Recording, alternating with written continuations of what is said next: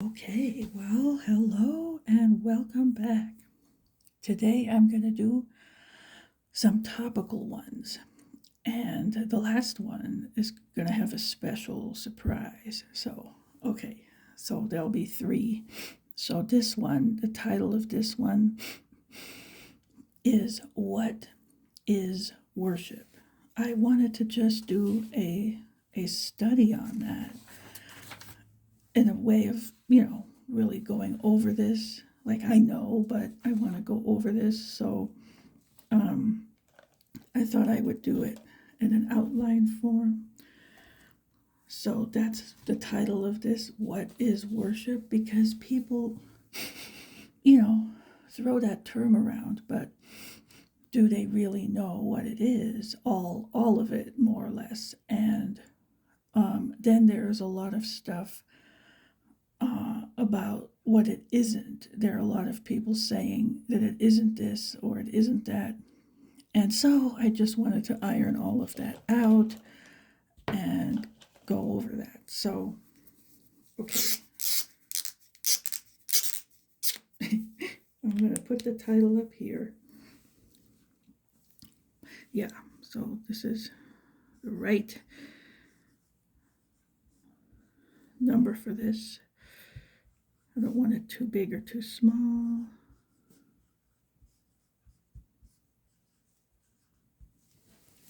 Good, it fits in well. Okay, so now I'm just going to go down and make a list as I go along, and then I have a set of Bible verses that I'll read at the end because that'll tie it all in well.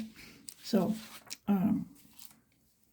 the first item, and I'm going to have to write and erase, So, number one is singing, and this goes in no particular order of priority, okay? It's just a list, so they are all equally important things. So we have singing, okay, but is it only singing, right? When we sing, is it just, I mean, people sing all the time, but it doesn't obviously qualify as worship. So there's certain things about it that requirements that have to be met for that.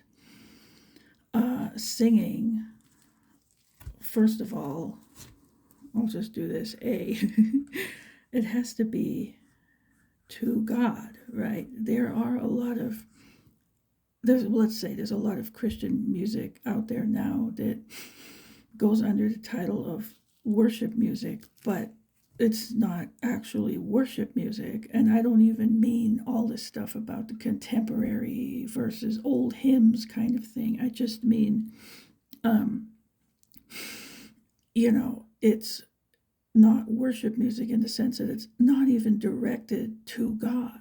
A lot of it is just singing to your neighbor or singing about yourself more than anything. And that's not worship.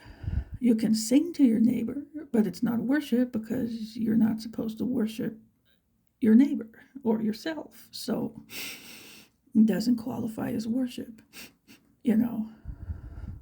So it must be directed to God. One, I mean, if it's worship, it can only be directed to God. So the singing must be directed to God and not some other object. Okay, so there's that. And then B, it can't just be, oh dear God, I want a new yacht, a new house, right?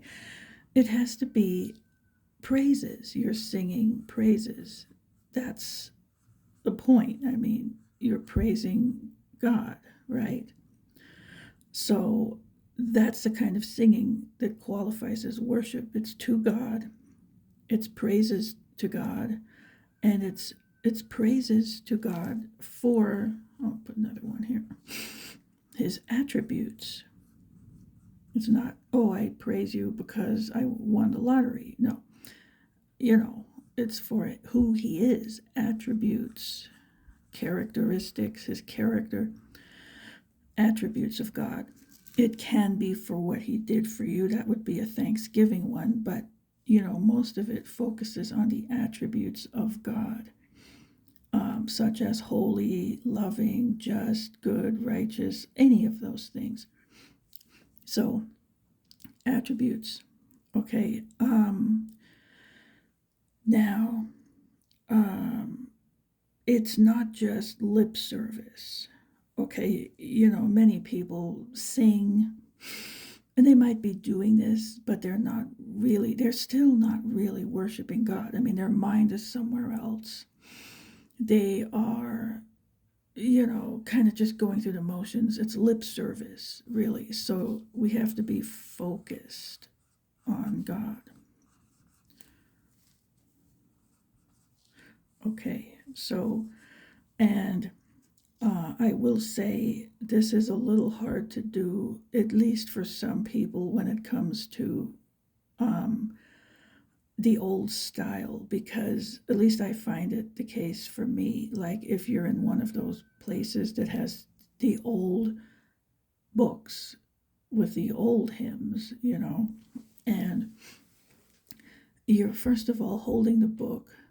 Second of all, you're focused on that. You're not able to lift your hands. It's not a free flowing activity. It's just kind of more of a performance and more of um, a functional duty. Like, you want to, and then you have to look, well, you know how those things are formatted. Like, where's the next line?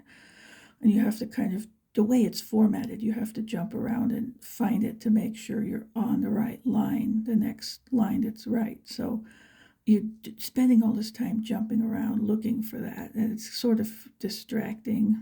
And then you're busy, you're just busy worrying about that instead of just relaxing and focusing on worshiping God. And then, I mean, some of these songs you really have to run to catch up with them. And, you get out of breath after a while. And some of it, the sound of it is just, like you're climbing, ascending, and descending flights of stairs. And, I mean, I can see why they thought, yes, we need some new music. There's absolutely nothing wrong with new music. Okay, it depends on the music. The new part doesn't make it bad. The Bible does say, sing a new song to the Lord. Okay, there's nothing wrong with new. It just depends on what it is. So that's the thing. Anyway, and then they want to get into how these things are so packed with doctrine.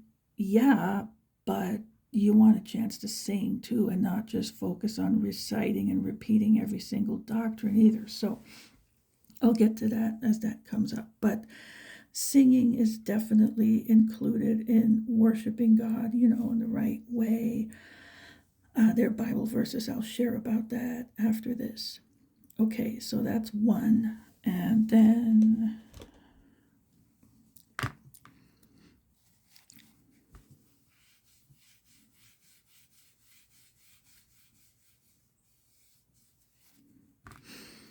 two is, and again, there are all kinds of things coming here. So this one is lifting your hands while you worship. And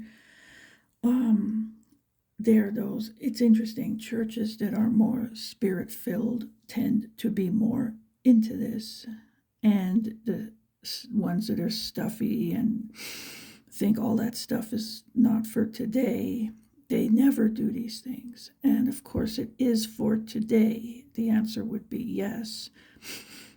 But I'll read that,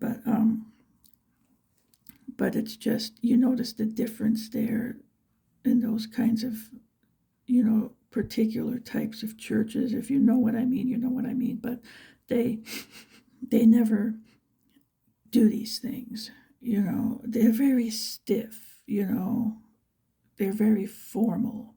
It's very reserved, and that's not how the Spirit works that way. So hand lifting is mentioned as a form of worship, And again, if you're holding these books, it's very hard to lift your hands at the same time. I mean, you'll drop the book right on your toe. So I like it when, and not everybody knows every song, obviously. So it's good when there is a screen and you can read the lyrics if you don't know the song, and it doesn't impede with anything that way. So, and holding a paper is the same as holding a book, except it's lightweight. But anyway, so as far as hand lifting goes, what's nice about it is usually you close your eyes, you lift your hands, and you sing the song. But there is a special like flow of the spirit that happens here, and I'll just say a special connection. I almost think of it as those satellite dishes in a way, a connection with God, and it's a flow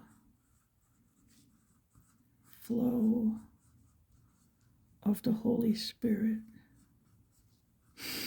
You just sort of let go and relax and connect with God and worship God, and the Holy Spirit flows this way. It is a connection, like you give, but you do receive something out of this. It's a blessing both ways, and people can say what they want, but it does work that way. It is a relationship after all, and you bless the Lord by worshiping, but it's a blessing to you as well. It just is. I can't really explain it, but I mean, everything with the Holy Spirit feels good in your soul. It wouldn't be any other way. So anyway, so we have that. So hand lifting, it's a very spiritual function in worshiping God. Okay, now the next one, and I have to do one at a time and erase because it wouldn't be enough room otherwise.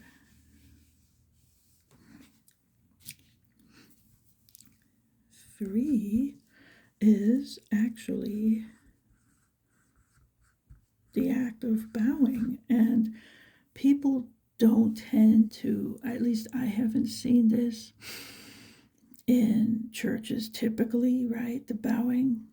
There are churches that have those little knee rests and people can kneel. I've seen that, and as I said, I've been to all kinds of places and seen all kinds of different things, sort of as a survey, so I know things about that stuff. But anyway, the actual bowing, you don't see much of that in churches, and it is in the Bible, and I'll read some of the verses about that, but they just lie down and bow to God, and people might wonder, well, what point is there in the physical position of your body? And okay, in a way, yeah, but the whole thing really is about the position of your heart. And that goes for this whole list. Okay, if your heart is not in the right position, none of this is worship anyway. Okay, you can be in any position, it wouldn't mean anything. You can do lip service all day, it wouldn't mean anything. But the position of your heart has to be that of bowing to God. See, so the body just kind of follows that sometimes. So what this represents, and in the Bible, in the cultural context, you see it much more than today. That's probably why we don't see this too often now. But what this signifies, okay, the bowing, they would usually do this like for a king or some kind of leader who was technically over them in a position of authority, but it meant that they submit to them. They submit to them is one. So it symbolizes, I submit to God. B, it is an attitude of surrender. You surrender, yield to God. Okay. It also means serving. You serve God. They would say this all the time. If you were watching the videos, you see it, you would have seen it where they would say, I'm your servant, and that's what it meant. Like, I'm submitted to you. I yield to your will, your authority. I'm serving you. You're the master, I'm the servant, not the other way around. Like some heresies indicate, but this is the order this goes in. And its position in the sense of God is higher than us. He has authority, not us. Okay, so it's that kind of, that's what's represented in the bowing. So anyway, and it's sort of just an exercise to indicate that. So, I mean, that's something that, as I said, since they don't really do it in church settings, you see it sometimes, like you saw it with the Asbury revival or other revivals that are legitimate, like that one. You see that. You see them lying around bowing, and in different positions of this. It might just be they're sort of kneeling with their head bowed. It could be a full lying on the floor prostrate thing, different forms of this. Many times, you're just overwhelmed by the Holy Spirit and you just have to lie down, whatever position, you just lie on a pew or something. So that's what was happening, and that's what's going on. So that's why you might see more of that going on during a revival. But you can always do this in the privacy of your own home when you worship God. So, I know it would be awkward in these churches where nobody ever does anything, literally. Okay. So, all right, that's number 3. And it's mentioned in the Bible as worship. So I'll get to the verses at the end. Okay, number 4 is generally serving. Okay, to serve God. And that means many things. Worship isn't just something you do when you, let's say you're going to a church, you come to church on Sunday morning, sing 3 songs and check off the boxes, okay, and then you move on and do whatever in your life. That's not worship either. If you really worship God, it shows all the time, all week, not just on Sunday morning. So one way is serving. We're serving God, all the time in one way or another. Okay, so here it could be we do what honors God. And I'll just write honor God. I mean, it's a long list, obviously. I'll get back to that. Okay, B is what pleases God. And I'll get to that too. And yeah, so anyway, like you honor God, so you don't walk around in a way that's disrespectful to God, right? You're a good witness, you uphold his ways, and you do what his word says, right? So you're honoring God. Anyway, and now that's a different thing, just respectful behavior and following his word would be honoring him, but then pleasing would be, it's similar, but you could even say this is extra stuff, like you're pleasing him by doing these things. And one example could be like charity. You're serving God by doing charity.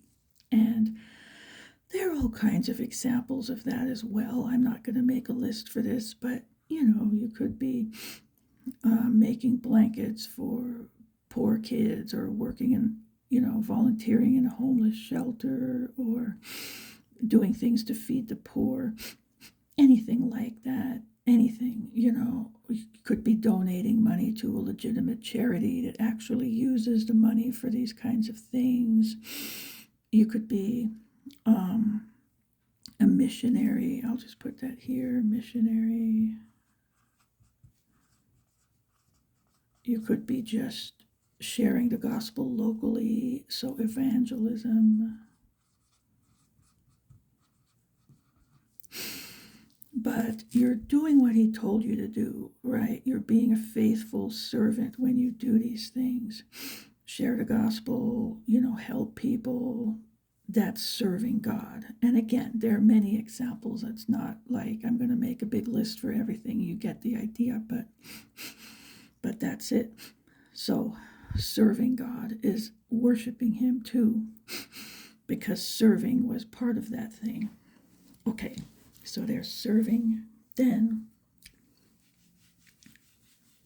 and you can maybe think of all kinds of more items here. It's just a general little list here. Get the ball rolling. Okay, number 5, and this is kind of obvious, but obey. You need to obey God. All right, you can't say you worship God and then all week you disobey him in everything, right? So what does that mean? Well, again, what did he say to do? Follow his commands isn't, like, oh, we're going to sacrifice a Passover lamb, because we're not under the old covenant, we're under the new covenant. So what do you do under the new covenant?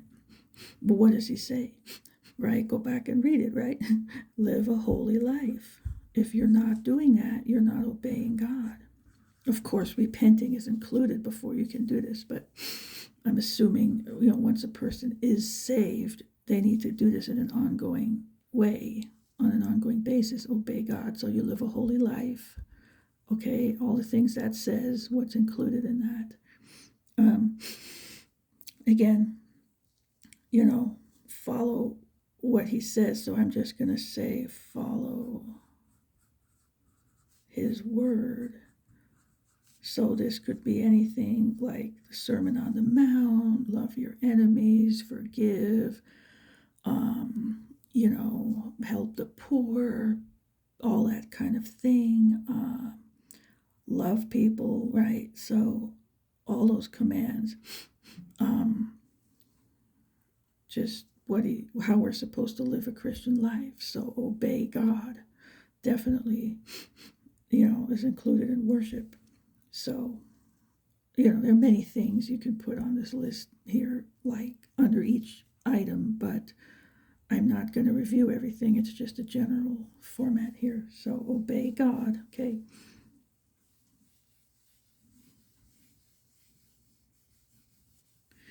Okay, now 6, this is another important one. Reverence, respect, honor, kind of goes together. Okay, this is something that's part of worship. You can't worship someone if you're not doing this. Okay, if you worship God, you hold him in high regard and high esteem. You respect him, revere him, honor him. You act in a reverent way, okay? And, think of marriage vows where they say honor and respect your whatever, wife, husband, How would you conduct yourself? How would you behave? Right? What actions would follow that? A lot of good examples come from what you wouldn't do. Like, would you go and talk behind their back in a bad way? Would you disregard what they said? If they asked you to do them a favor, would you just blow it off? Right? No. And a good example I can give that's an opposite is sometimes when I would be sitting in church and Yeah, I'd see people in the pews in front of me or seats in front of me, and maybe it was a family, and they would be, I'm not kidding you, fooling around, horsing around, poking each other, like, dropping things on the floor, giggling, reaching over there, let's say one person to poke the other person. Um, and it might even be just overly affectionate, like they'd be stroking the person's hair, and it almost was a little too sexual. They would be looking at their phones and just goofing around and just totally not paying any attention. And I mean, this would be not before the service, this was during the worship time, this would be going on. It is totally irreverent and disrespectful. I mean, I had a good mind to walk up there and tell them something, but these people were pretty much all over the place, unfortunately. That's one thing I saw. And another thing I saw was people would, let's say during the worship time, now, if it's at least a good worship time, right, and you're really in the spirit, you're really worshiping, your hands are up, the whole thing, and some, I don't want to, literally fool would walk up and tap you on the shoulder and, oh, hey, I haven't seen you. Try to start up a conversation with you. And it's like, excuse you, like, that's what I mean. Like, they say ministering, you're ministering to the Lord, you're communing with God, you're in connection, you're worshiping Him, you're not just singing, and like He's first. Everybody else has to take a number and wait in line, That's on my list, it's coming up. But, you know, that they have the audacity to think they can interrupt your conversation, almost, whatever, it's more than that, with God, for their conversation, because they think they're more important. Nope, guess again, so, and they literally try to interrupt you. It shows they have no respect and no reverence for God. Like, oh, that's not important, or that's not real. This is real. I need to talk to you now, is the attitude. And they're not honoring God at all. And I see that, and I just tune them out. They can't figure it out. Oh, well, not my problem. And they get so offended. And I think it's kind of funny, actually. But, like, well, you're going to have to learn, who's first in my life. And surprise, it's not you. So, anyway, yeah. The audacity, like the ego of these people, it's amazing. And then, so that would be one way. Another way is like people who don't behave like me, and they will be having a conversation with each other during that time. It's like, hello, excuse you, it's worship time. Even if you're not into it, somebody else might be into it, and you're being distractive and disruptive. And, it's highly rude and disrespectful to God, and they don't care. The thought doesn't even enter their mind. They think this is a time for their little personal conversation, and it's disturbing people. So, yeah, it's totally wrong, and that's it. So there are a lot of examples like that that show the lack of this, that are great to, then you see what this actually is by what they're doing wrong. If you have this, you won't do those things, and you won't allow somebody else to do it either and interrupt you. Um, so yeah, so that's what they do wrong a lot of times, this kind of stuff. And they're irreverent in other ways, like just their general behavior in life is irreverent to God, disrespectful, and dishonoring Him by the way they walk in their life. So, again, a long list would follow, but I don't need to go over examples. I'm sure you have seen these things. Okay, and so we have that. And then I included this one, 7, because this is a big deal in general.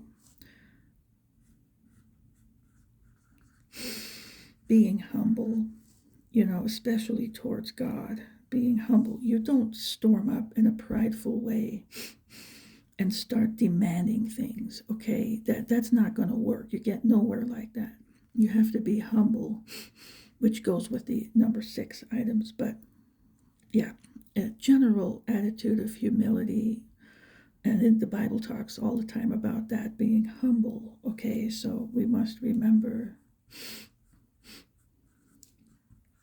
He is God and we are not, okay? So that's just the reality of this thing. He's the creator, He made it all. He has the authority, He decides what's going to be done, not you and not me. So being humble, you know that, and you act accordingly. But there's so many people, they don't seem to, they're not aware of that fact or something, and they think they can demand, and just they have a prideful attitude, and it's wrong, and the Bible shows that it's wrong. But anyway, I just wanted to mention that because that's important. If you worship God, you have a humble attitude in your own heart, okay? You're not prideful and arrogant and marching around like you're all that, you know what I mean? So okay, so I just wanted to include that. Now we have 8.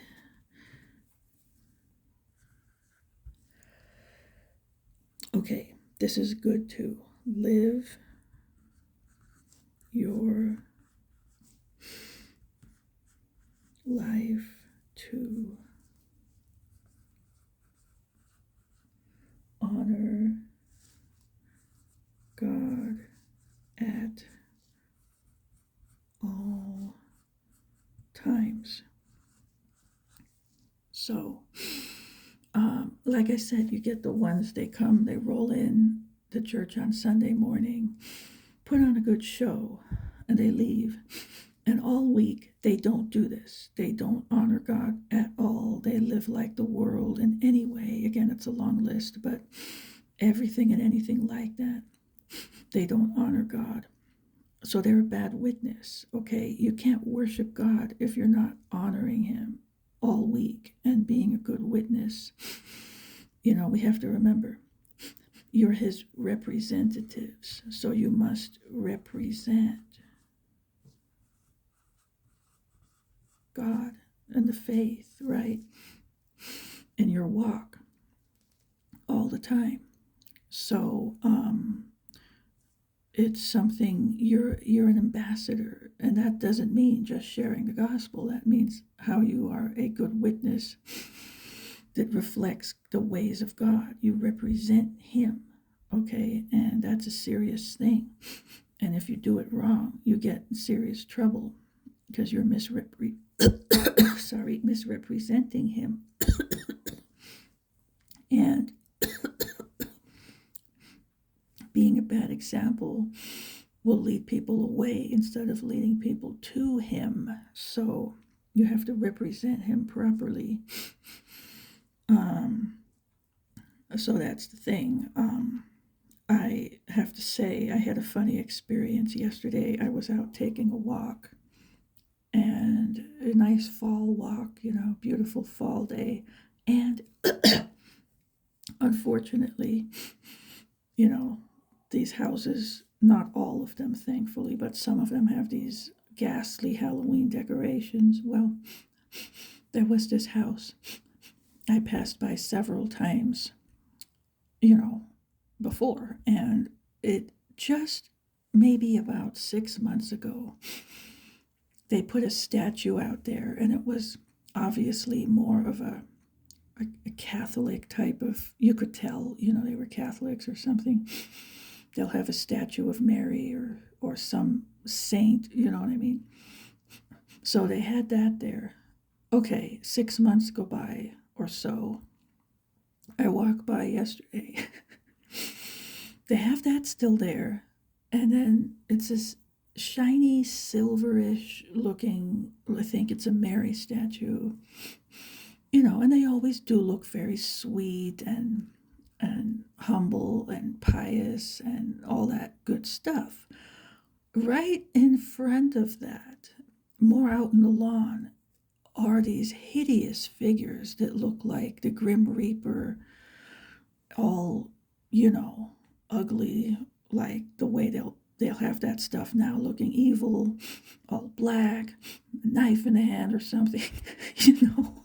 I mean, it's funny, but it's not, like you see all these hideous things there, all these nasty, evil, ghastly, what they call decorations out there in the middle of the lawn, mixed up with this. And it's like, of course, it's not the right, denomination, but I mean, even they should have a clue, right? That this just doesn't go together. There's something wrong here, right? And I mean, these people, I see it everywhere. They have no clue. It is so bad.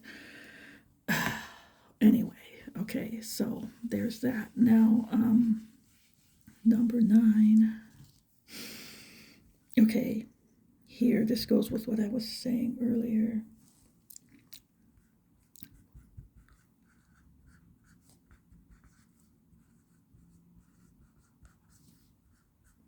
God must be first in everything in our life, okay? So, priority number 1, not number 2, not number 3, number 1, okay? First in everything. He is the center of our life. Everything else orbits around him, okay? That's how we live our life. If you're not doing this, you're not worshiping God, okay? That's another essential item. You can't have him in the back shelf, in the back of the car or on the back shelf or anything, and claim you worship him, because then you don't. Okay, he's first, he's in the front, he's in the center, everything comes after him.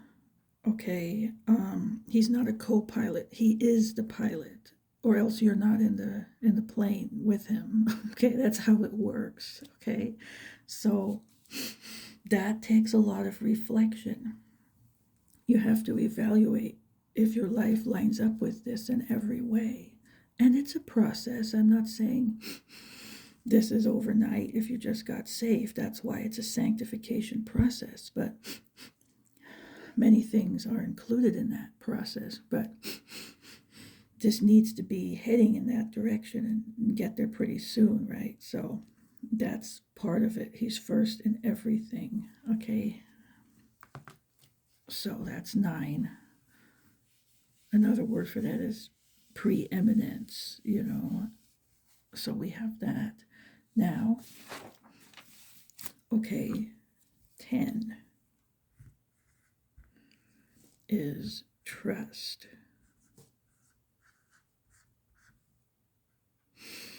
Trust. We have to trust God. I mean, if he's God, that's why we worship him. He's God and we're not, okay? Nobody should be worshiping man. The difference is he's God. That's why it's okay to worship him. He made it all that stuff. But if you believe he's God, you need to trust him too. And that's important because this is part of respect. I know that feeling myself, like, especially if you have somebody you're helping and if they're not respectful, it's like a knife in you.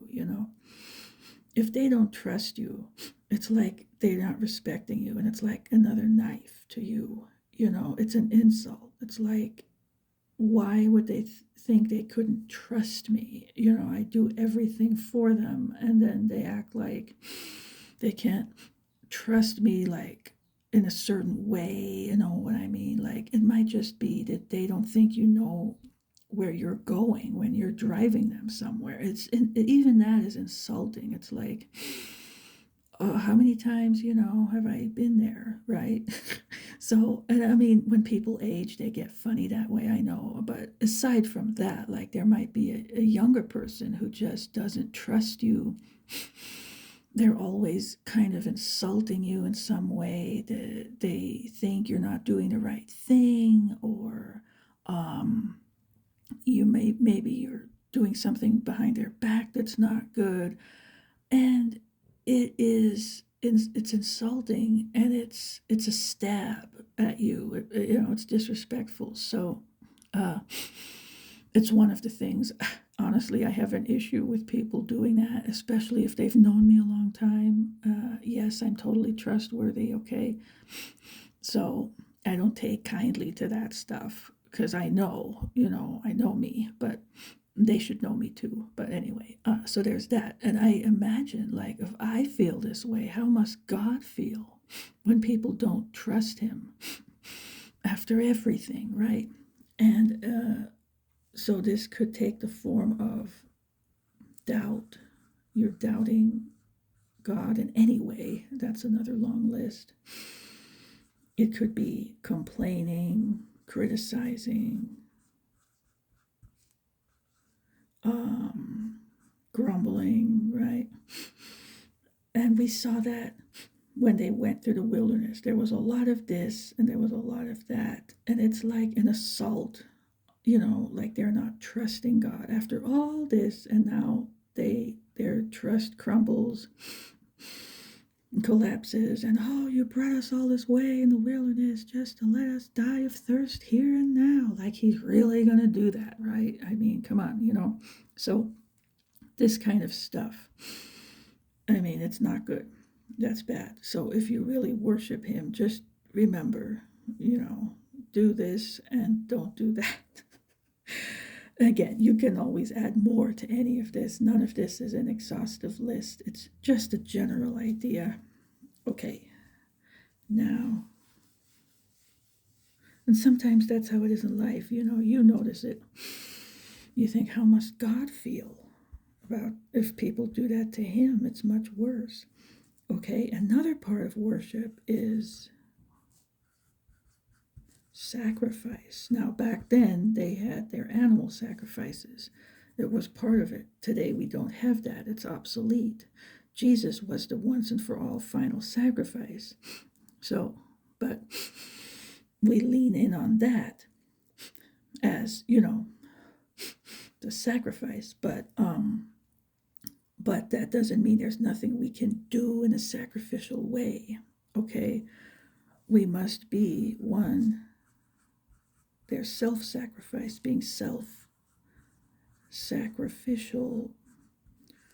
And this could be in, again, charity, helping people, that kind of thing. Putting your life for somebody else in the persecuted church, right? That kind of thing, those kind of sacrifices. It could be your own life as a martyr, but we have all that.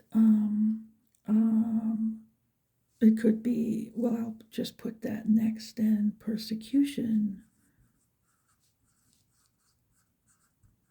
Suffering persecution for the faith.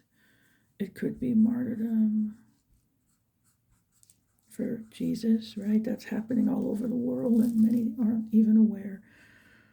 Okay, all throughout church history, all over the world, more or less, this has been happening. And this. So it's the norm, it's not the exception. Okay, nobody's too special to suffer that for him, all right? He's definitely worth it. Okay, suffering in general for the faith. This could be anything for the faith, okay? Sometimes otherwise too. It just depends on the situation. But suffering for him, I'll just say.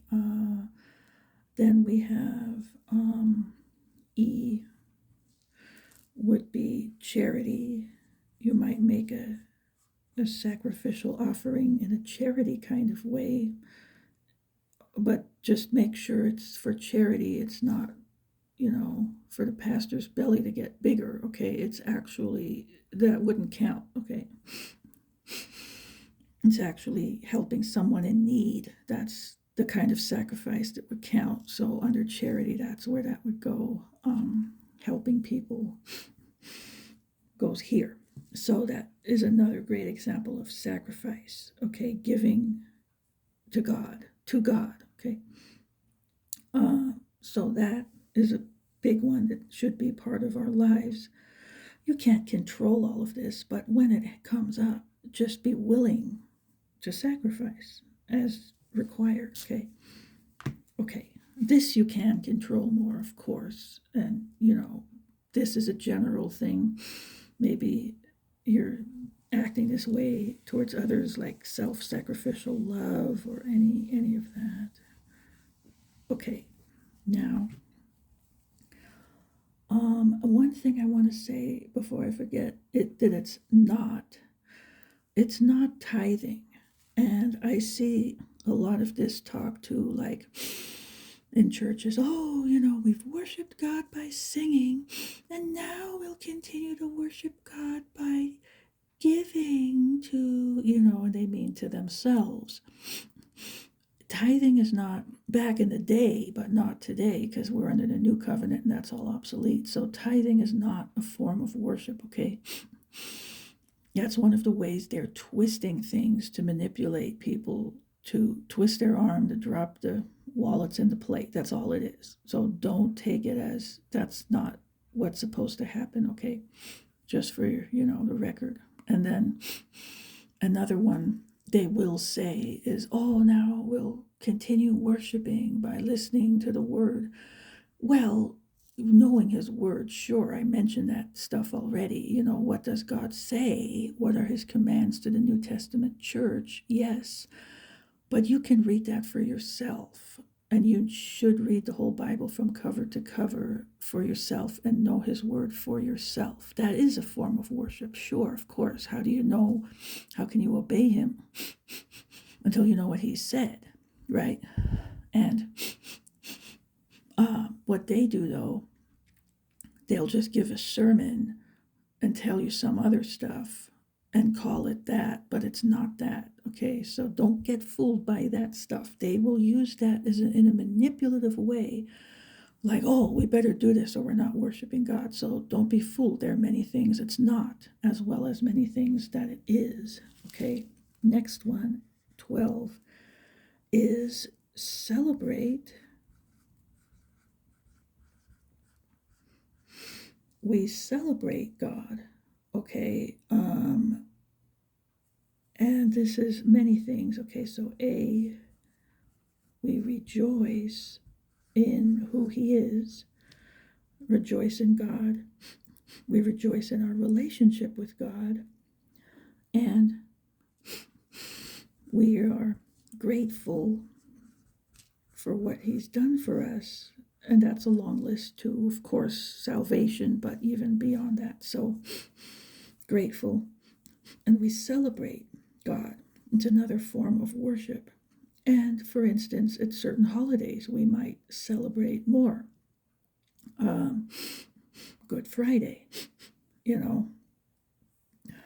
Resurrection Sunday, Palm Sunday, any of those things during Holy Week, we commemorate and celebrate more during that time. Or you can do it just as much all year, whatever, but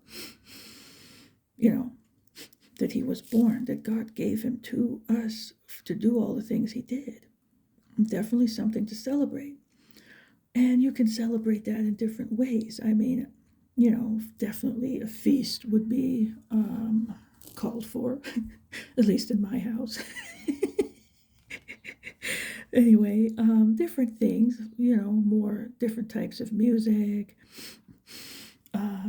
whatever you do. I mean, I put up nativity scenes because it's a witness of what happened historically, that kind of thing. Or Thanksgiving, I'm thankful, sure, that kind of thing. You might do a little decoration for being grateful to God. I mean, nothing wrong with any of that. So At Easter, you can have decorations to, represent what happened at Easter. So, might be Easter lilies, it could be palm branches. It could be they have sometimes a cross with a linen of a different color hanging just to represent that act. Okay. It could be different things, right? There's no written on stone way of doing it, okay? But in general, there are different ways to celebrate God and rejoice in what He's done. And we saw that pattern in the Old Testament as well. In the New Testament, they did it in a different way, but they did this as well. It's another form of worship, okay? So that's one. So 12 is that.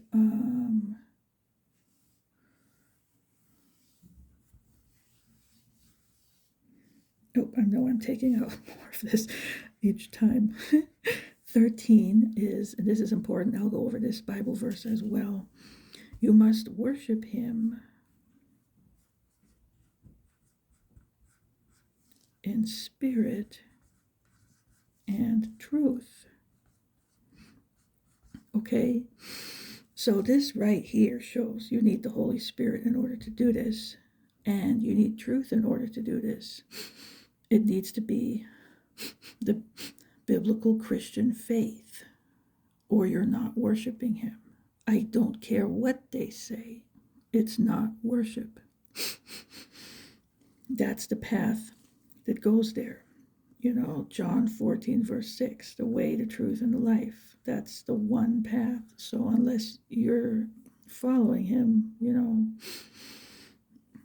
in the truth. If you're not worshiping Him. So it can't just be your own whatever way, or, like I see so much of that today, of people mixing things, and you can't. I mean, the Old Testament should have made that clear. And there's all this stuff about prescribed worship. You can't do it in your own strange way or you'll get in trouble. It has to be His way. So you have to be in the truth, okay, to worship Him. You can't be in a cult and worship Him. You can't be in another religion and worship Him. If you're in anything else, it's false, and you're not able to worship Him. They might call their building a house of worship, but there is no worship that takes place in there, at least not to God. They're worshiping something else, but not God. So, we have to keep that in mind, take that very seriously. Okay, so, and I'll read these verses in a little bit here. I just have a few more. 14 is, this is another definition of worship, is adore, which is also this: admire, esteem,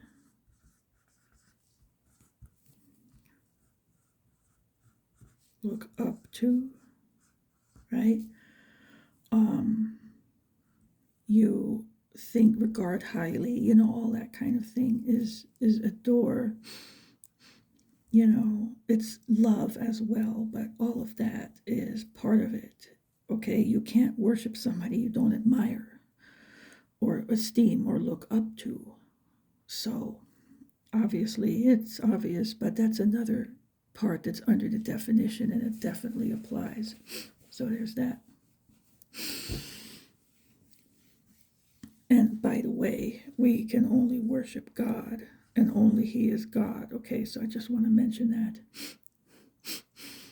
No false gods, not the planet, like not creation, like some of these false religions worship Mother Earth. It's the creation, but that's what they call it. So, and that's Mother Nature. These are pagan terms, okay, from that ideology, but nothing else. No people, not your dog, not an idol, okay, not part of creation, no other gods. They're false gods, of course. Nothing else, okay, only God, and only He is God. All right. and nothing else is. And he said that himself. People are not God, nothing else, okay? So I just wanted to emphasize that too. Now, 15 is God must be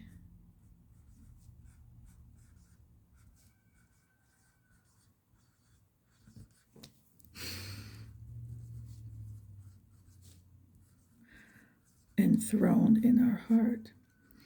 Our, body is a temple and our heart is like a shrine, and God is the one that must be enthroned in our heart and our soul. And even if you have the Holy Spirit, you have to be living this way for this to be the case. So he has to be enthroned in our heart, okay? Nobody, nothing else, just him. And these are good things to just reflect on, do a little self check and see, is this actually the case in my life? It's easy to say, but is it really being done? Right? Is God magnified in your heart? Is he sitting on the throne of your own heart? Is he elevated above all else in your soul? Right? So that's it. Like, that's what that means. So, okay, that's 15. Okay, I'll come back to this one. 16 would be just being thankful, being grateful. It's an overall attitude, of course. And when you have contentment, okay? But again, you're focused on God, you're thankful to God, and it's just you're recognizing what he's done for you and you're thankful. So it's another form of worship, is acknowledging, what he's done. So you're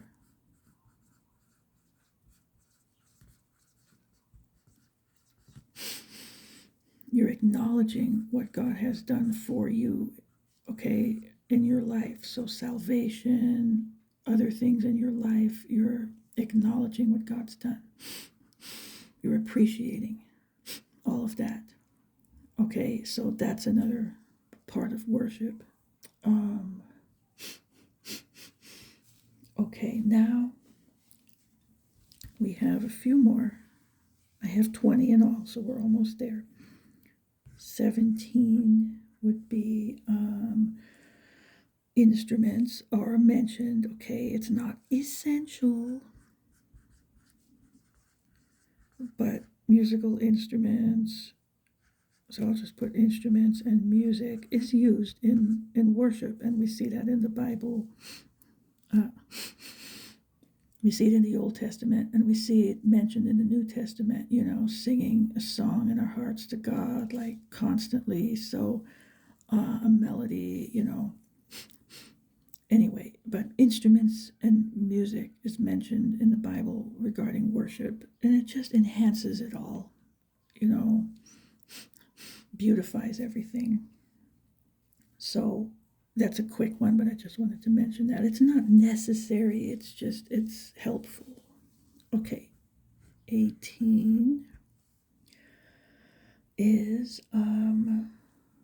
love God, and we have a lot of Bible verses. Love God with all your heart, soul, mind, strength, and I'm combining them, but in general, that's it. Basically, with all your being, everything you are, everything you have, not just your body, but in your life, what you have. You're worshiping God with it. You're putting him first. You're loving God with all your heart, your soul, everything. So that's part of worshiping God. So it's hard to worship God if you don't love him. I mean, how does that work, right? And the mind part comes in with applying the Bible, like learn the whole Bible, understand what it means. Um, if you don't understand something, pray, let the Holy Spirit lead you into that understanding, because the Bible says that will happen. Okay, so that's part of loving Him with all our mind. Okay, so that is all critical here, and it's obvious. And then in another one it says, love God with all your heart and love your neighbor as yourself. So I talked about the loving others, like helping people, charity for those in need, all that kind of stuff goes with that then, depending on what verse, but it all applies. It's part of worshiping God. So it ties in together and connects in all these ways. Okay, now 19 is you are passionate about God. Okay, what does that mean? You take a stand for God when the occasion rises, right? You take a stand for Him in your life, and whenever it comes up in your life, it depends on the situation. Like, if the occasion arises, then that's what you do, whether it's convenient or not, but that's what you do. There are many examples of this. We're passionate about God in different ways, but a good example is, and I use marriage a lot in examples because it's a great analogy. Like, let's say you're a wife and you have a husband and you have a good, loving marriage relationship. Okay, you do everything for each other that should be done. You're there. You have each other's back. I don't want to use a bad marriage as an example. It has to be, a good marriage. So if you're out and about, let's say as the wife, you're out somewhere in wherever in going about your errands, and somehow it comes up, you're somewhere and you hear somebody talking bad about your husband. You're not just gonna sashay on by and keep silent. You're not just gonna slip away and brush it off. That is a direct offense to you. You are personally attacked by that, and you would come up to them and you would say, oh no, you did not just say that. Right? If you were ever in a good relationship, you'd know what I mean, but you wouldn't let somebody badmouth. It could be your child, if they did something wrong. I don't mean that, but I mean, in general, like normal situations, you could be any family member, whoever, let's say your husband, it's a good example. You wouldn't let them just get away with that. You would say something, even at your own risk. You would stand up to that. You would come up there and you would say something.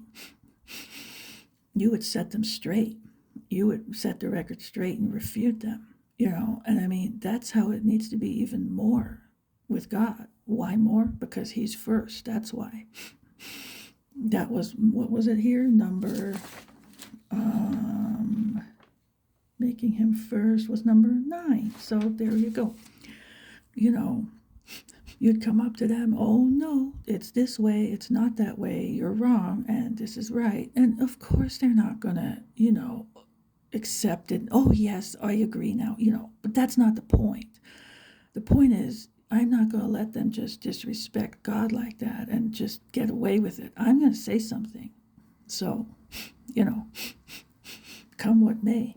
They can like it or not, but I heard it, so I'm going to say something, and that can be any kind of setting, you can go on and on, but if I'm in a meeting and somebody would say something, I would say something, oh no, you're wrong, it's this way, not that way. If they have a right to talk, guess what? So do I. Yeah, that's right, equal rights, right? So there you go. Anyway, I would say something, I would stand up for God in any setting. And if it means I'm going to die, I'm going to die. I know I'm going to die anyway. That's how I want to die anyway. Let's go, right? So, I mean, it's whenever it happens, it happens. But you know, that's your attitude in that case. It's like, I'm not just going to stand by and let this happen, and whatever it is, like think of David when he went after the giant Goliath. He was blaspheming God. And David wasn't having it. He's like, I don't care if I'm a small boy and this is a giant Philistine here. He's blaspheming my God and I'm not having it. So he came up to him, just told him off. I'm going to set you straight and just stay right where you are. That guy thought he was all that, right? And boom, he hits him right between the eyes, knocks him over, and it puts an end to him. So there you go. But it's just an example, okay? But like that's the attitude we need to have is, we're not just going to stand back and let them do and say anything. We're going to stand up to that and refute that and tell them off, tell them straight, right away, and that's it. So, and it's like, if they have a right to talk, so do I. So, guess what? If they would have been quiet, I wouldn't have said anything, but I get to talk just as much as they do, and I will. So that's it. So, anyway, you could tell I've got some passion, huh? I'll be all, come right up to them and tell them something. Anyway, okay, so you get the idea. It's another example. So anyway, you can kind of see, but all right, we talked about that enough. Okay, now last one is number 20. This must be taking place. This is the last one. All the things on the list must be taking place in our heart, our soul, our being, all of that in our heart, or it is just, I like making my teas very much this way, by the way. It's another little thing I do. Okay. It is just, where was I? Empty and meaningless motions that people are going through. They're just going through the motions. So, and you see a lot of that in churches and in people's lives, that they're just going through the motions. If it's not happening in your heart, it's not happening, period, okay? And a lot of that's why, it's everything needs to be spirit filled. If you're in one of these dead, stuffy, dry churches, it's going to be that way. It's not going to be like this. It's just going through the motions, lip service, empty routines and rituals is all it is. So that is not worship. It has to be all of it on the list, and whatever else has to be going on in your heart, or it's not worship. Okay, that's the whole point of it. Okay, so that is 20. Now, I will get the Bible verses, and I see this is a longer video, but I just don't want to break it up. Okay.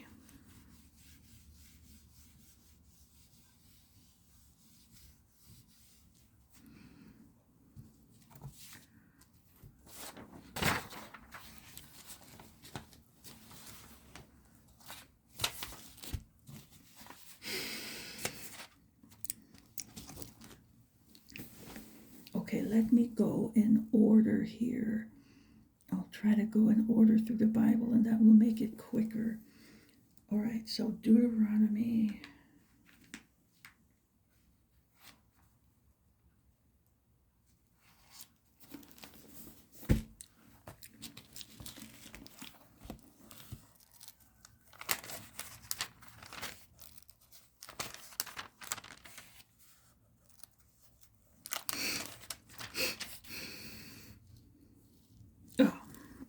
here we go. Deuteronomy 6. Oh, no, change this here. Okay, verse 5. You shall love the Lord your God with all your heart, with all your soul, and with all your strength. Okay, so that's that one. Should make a little mark here on the ones I've done.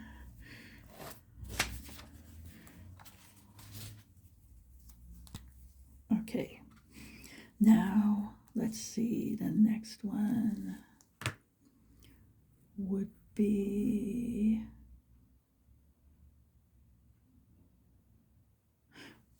apparently it's going to be Chronicles, the one I did the other day.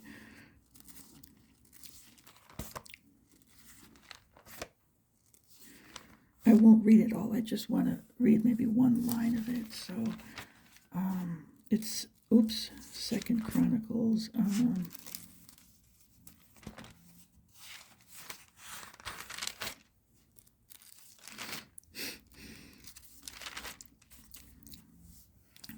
This is the one where they went out to battle and they were worshiping at the forefront of their march, And let's see here. So, okay, and when he consulted the people, he appointed those who should sing to the Lord and who should praise the beauty of holiness as they went out before the army and were saying, praise the Lord, for his mercy endures forever. So here we see different things. We see holiness is necessary, and we are focusing on his holiness, but we need to be holy too, or it won't connect. We're praising him for his mercy, right? Everlasting mercy. So we see an attribute here. When they began to sing and to praise, and then all this happens with the battle, they start winning. And then there's somewhere else in here, it mentions here, okay, so they came to Jerusalem with stringed instruments and harps and trumpets to the house of the Lord. So here we see they're still praising and they have instruments. So there's that. Okay, that's all I'll do on that one. The next one looks like it's going to be Job. Job 1. These are all different, okay? They're the different context, different things are going on. So it emphasizes what I had on my list. So Job 1, 20 to 21. Let me move this.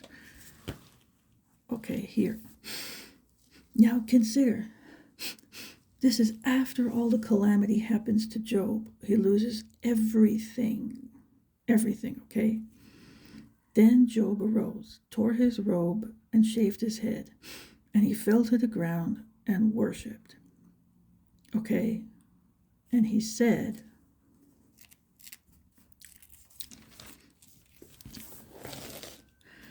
naked I came from my mother's womb, and naked shall I return there. The Lord gave, and the Lord has taken away. Blessed be the name of the Lord. In all this, Job did not sin nor charge God with wrong. So you see, in that circumstance, Job worshipped God. In what circumstance, then, could there be an excuse to not do so? Right? Yeah. Okay, so we got that one. Now, Job is done. Okay, it looks like Psalms are next. I have a few from the Psalms. Let's see. To go in order. 29. Psalm 29. Okay, it's the first one. Here, Psalm 29, verse 2. And that says, give to the Lord the glory due his name. Worship the Lord in the beauty of holiness. So we see this again, the beauty of holiness. So we are to worship him in the beauty of holiness. See? So without holiness, it's not going to happen. And these things, sometimes it says this, ascribe to the Lord or what gift. It doesn't mean you're handing it to him. He has it already. It just means you're acknowledging that about him and appreciating that, singing about that is what it means. It's just an old language way of saying things. Okay, so we have Psalm 29. Then there is Psalm 63. We're almost there. 63, 3-4 here. Okay, because your loving kindness is better than life, my lips shall praise you. Thus I will bless you while I live. I will lift up my hands in your name. So here we have several things. We're praising his loving kindness, so it's an attribute. It's better than life itself, right? Praising him with our lips could be just saying it or singing it. So I bless you while I live. I will lift up my hands in your name. So we have hand lifting right there. Okay, there's no expiration date on any of this. Okay, now, and it goes on. I mean, the Psalms are full of all this, joyful lips, I'll praise you with my mouth. I mean, it's endless. That's what the Psalms are mostly about. Okay, here's 68. 68, 4-5, and here we are. Okay, sing to God. So we have singing. Sing to God, sing praises to his name, extol him, that's like exalt him, that's another thing about worship, who rides on the clouds by his name. This was the Old Testament thing they would say, and rejoice before him. So rejoice. And here we have attributes.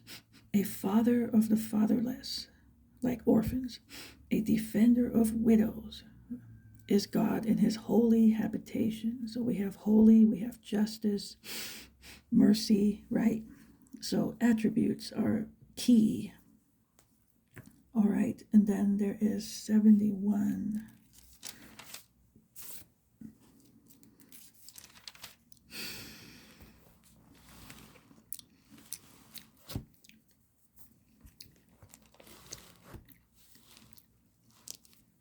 (22) Also with the lute I will praise you, and your faithfulness, O my God. To you I will sing with the harp, O Holy One of Israel. So here we have faithfulness, but we also have instruments, and many of the Psalms mention the stringed instruments, harps, lute, all kinds of instruments are mentioned in the Psalms. So we have that. Then there's one more in the Psalms. Okay, 95.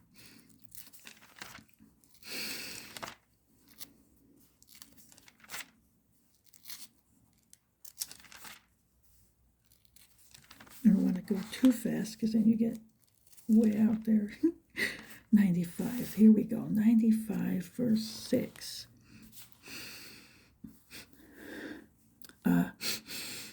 Oh, come, let us worship and bow down. Let us kneel before the Lord our Maker. So we see bowing and we see kneeling. And again, there are all kinds of places in the Old Testament where it mentioned lying prostrate, bowing before God. So that's everywhere. This is just one example of many here with that. Okay, I think that's it for the Psalms. Okay, now we have Okay, there is Isaiah, which is right here.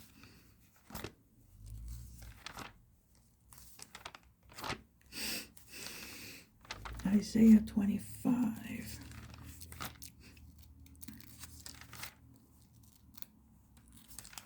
Here. Oh, verse 1, and there we are. Okay. O Lord, you are my God. I will exalt you. I will praise your name. For you have done wonderful things. Your counsels of old are faithfulness and truth. So we see, again, exalting, lifting up is basically, that thing. He's there, but you're just acknowledging it. Praise. He's done wonderful things, counsels, faithfulness, truth, attributes, So we have that kind of praise for who he is the thing there. Okay, so Isaiah.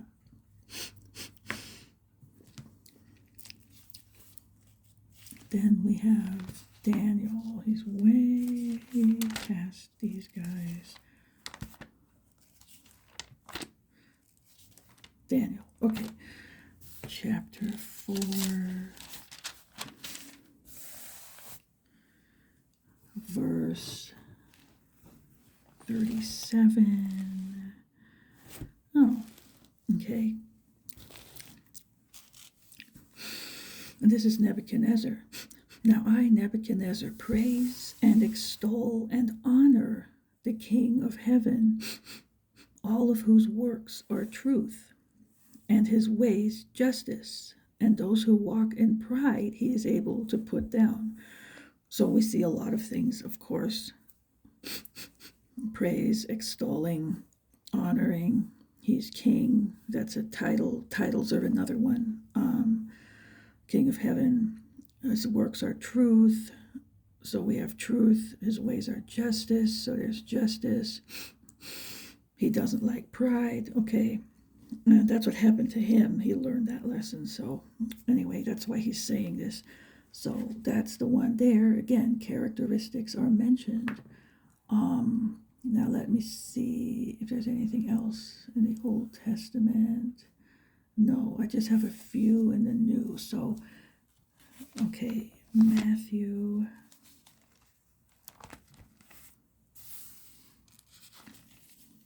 (22) 39. Oh, well, 37 on. Okay, Jesus said to him, "You shall love the Lord your God with all your heart, with all your soul, and with all your mind. This is the first and greatest commandment." Okay, and the second is like it. So this is lower in priority. You shall love your neighbor as yourself. On these two commandments hang all the law and the prophets. So we have that loving God is, part of this.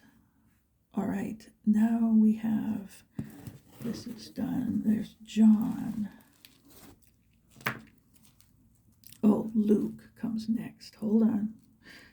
Not so fast. Luke.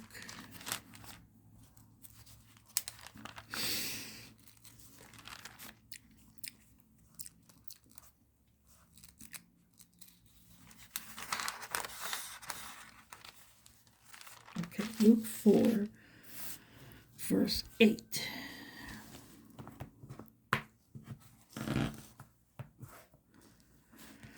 And Jesus answered and said to him, "Get behind me, Satan, for it is written, you shall worship the Lord your God, and him only you shall serve." Okay, that's a temptation. He's talking to the devil. But we worship God only, nobody else. Him only do we serve. Okay, we worship him and we worship him only and serve him only. So that's it, that one. Okay, now John.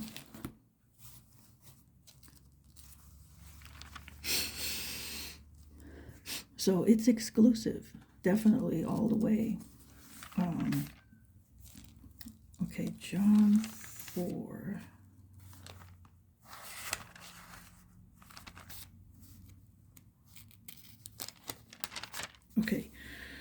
23 to 24.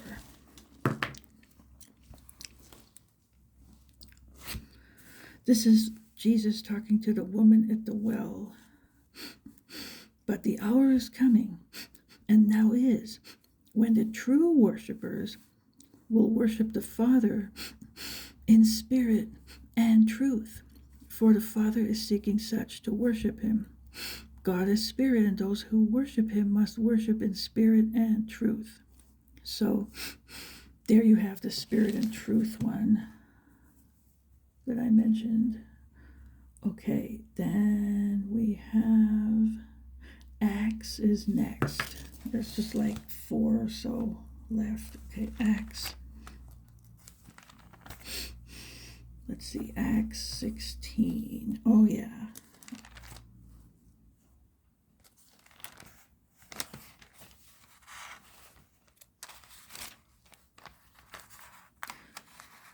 Verse 25. So I'm here. Okay, here we go.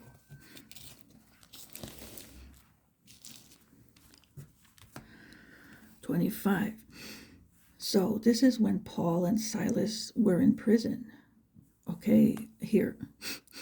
Having received such a charge, he put them into the inner prison and fastened their feet in the stocks. So Paul and Silas are in prison. That's the setting.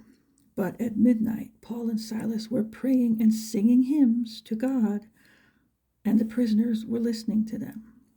Okay, so of course that goes on and they get saved, but the point is, even in persecution, we are to worship God. Okay, so that's the point of that one. Okay, now Romans. Oh yeah, Romans.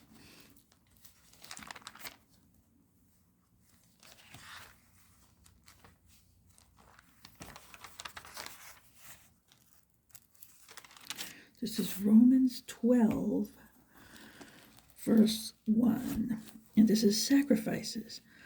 I beseech you, therefore, brethren, by the mercies of God, that you present your bodies a living sacrifice, holy, acceptable to God, which is your reasonable service. And of course, don't be conformed to the world, but be transformed, right, into the image of Christ, ultimately. Okay, so that's it. But in that case, holy living is a sacrifice, and in some cases it might be more so than in others, but there's that. Okay, now we have Ephesians.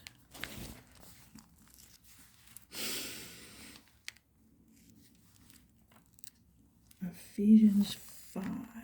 Okay. Verse 19. Oh, yeah. Okay, speaking to one another in psalms and hymns and spiritual songs, singing and making melody in your heart to the Lord, and then giving thanks, so on. So here we see this also. It's the New Testament, singing, making music, right? Songs, melody, all right? So it's that again. So it's in our heart, right? You see that in your heart. So the heart has to be involved or it doesn't count. Okay, just like 2 more here. Hebrews. Okay, wait a minute. Hebrews. Where's the other one? 12. Okay, Hebrews 12.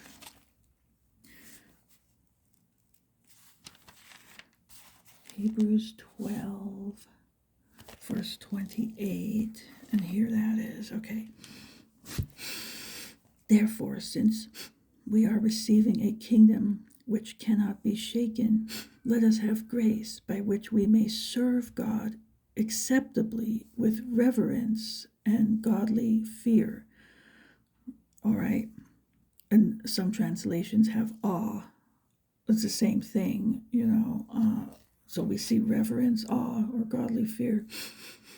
serving God. Okay. All of that is there. Reverence in general is there. So then it's 13, verse 15, and that's right here. Okay. Therefore, by him let us continually offer the sacrifice of praise to God. That is, the fruit of our lips, giving thanks to his name. So we see all this here again, which is hardly a sacrifice, but it's something, we should be doing regularly. So another one about praise. And then the last one is in Revelation.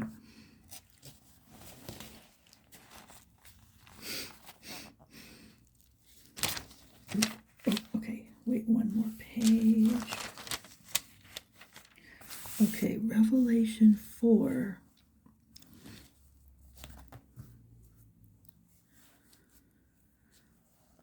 Okay, so, and they do not rest day or night, saying, that one, it's verse 8.